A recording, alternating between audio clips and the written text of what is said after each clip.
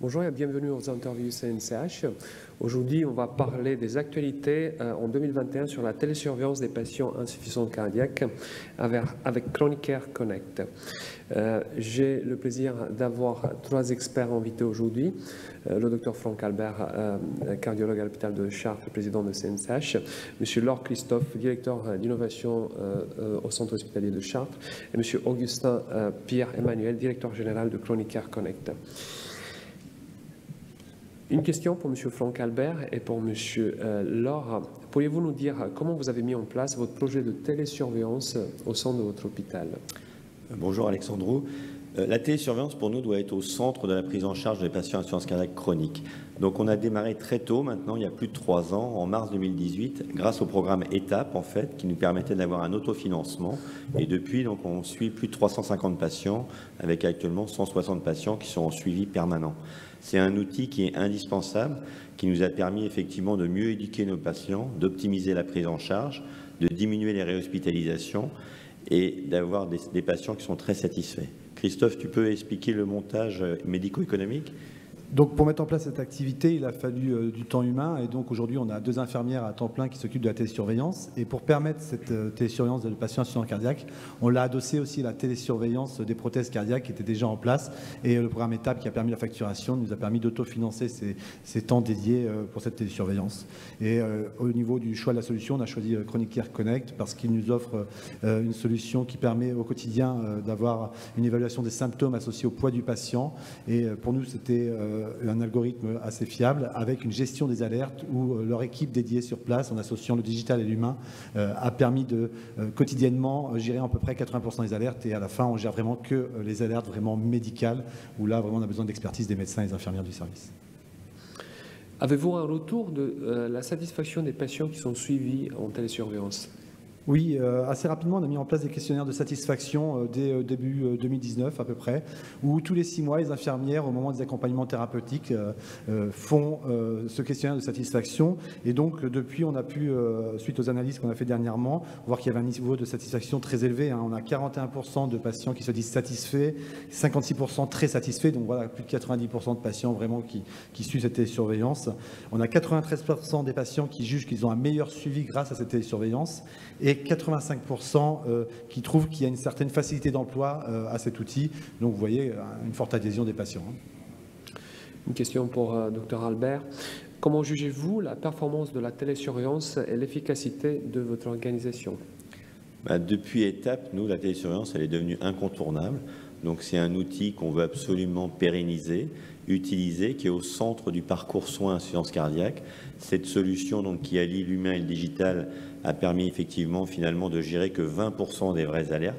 Les maîtres mots, c'est qu'il faut une équipe dédiée d'infirmières formées à l'insuffisance cardiaque, formées à l'éducation thérapeutique, qui vont aider les docteurs à gérer les alertes.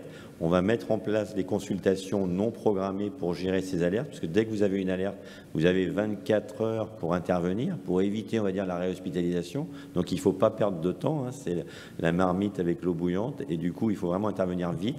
On va former des infirmières par délégation de gestion sur le protocole de Thibaut Damy à Créteil, qui nous a montré une belle expérience. Et puis, on a maintenant des infirmières de pratique avancée qui vont pouvoir aussi voir les patients assez rapidement après une décompensation pour instaurer l'éducation, instaurer la télésurveillance, titrer les médicaments et augmenter les doses. Vous savez qu'on a de nouvelles recommandations qui viennent d'être publiées en 2021. Il y a des médicaments augmentés avec des doses. Et tout ça va être pris en charge grâce à cette équipe dédiée, médico-soignante, pour optimiser la prise en charge des patients.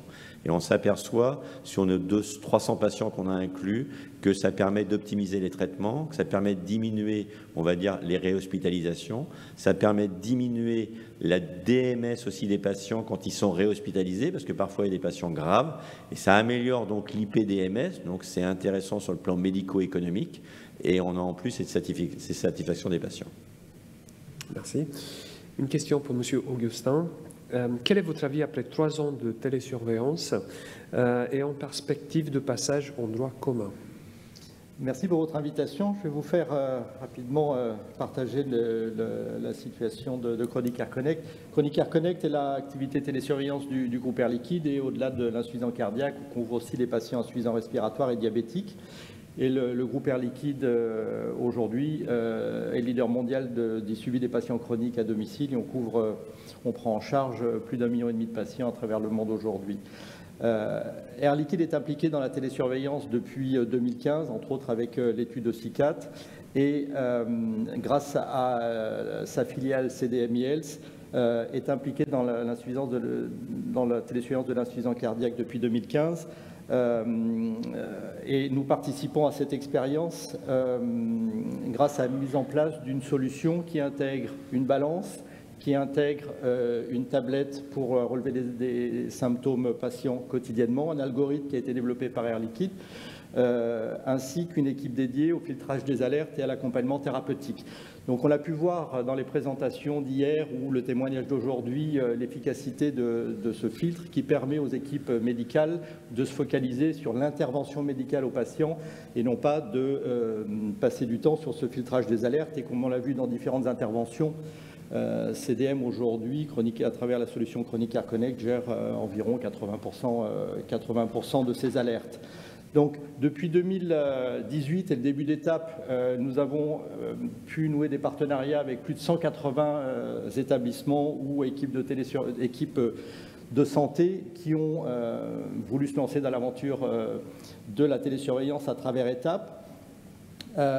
Ce que l'on a mis en place, au-delà de l'étude OSICAT, qui avait regroupé à peu près 1 millier de patients, c'est des expériences ou des études avec nos partenaires de manière à démontrer l'efficacité de la télésurveillance, ce qui n'est pas évident, c'est nouveau pour nous, mais aussi pour les établissements de santé. Et effectivement, aujourd'hui, ce qu'on a pu mettre en évidence, c'est une excellente observance de la télésurveillance, une bonne surprise de la bonne observance aussi des patients âgés, avec une bonne acceptabilité des outils numériques. On a vu et on a pu confirmer les taux de satisfaction des patients, comme mentionné à Chartres, mais sur l'échelle plus large de nos patients qui est supérieure à 90%, et une réduction significative de l'IPDMS, donc comme indicateur. Il y a une chose qui est évidente, c'est que l'expérimentation étape dans l'insuffisance cardiaque a changé les façons de suivre les patients. Donc souvent on nous dit qu'on ne pourrait pas revenir en arrière. Donc aujourd'hui, on espère que le référentiel qui est en cours de définition par la HAS ainsi que les modalités de remboursement permettront à la télésurveillance de se développer sur une plus large échelle. Et Chronic Care Connect va continuer, l'ambition de continuer dans cette aventure avec le suivi de ces patients insuffisants cardiaques, mais aussi respiratoires et diabétiques.